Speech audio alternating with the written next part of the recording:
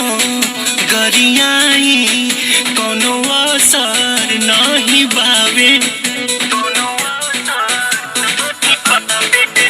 हम केतनो गरियाई कोनो असर नहीं बावे।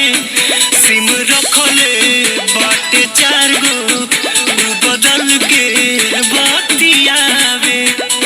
सोचले न रही मोर ऐसन ओरी मोर कपारे। शादी शुदा होके खोजे ला कुमार सखी पिया हमारे। शादी शुदा होके खोजे ला कुमार सखी पिया हमारे।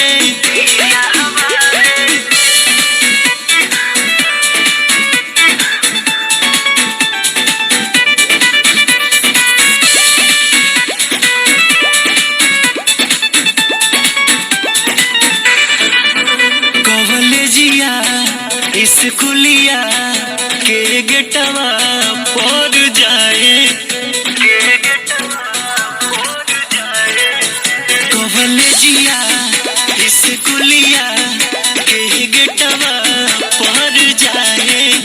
लइकिन के कहकावे दाना बजाए। पवन प्रकाश छोटे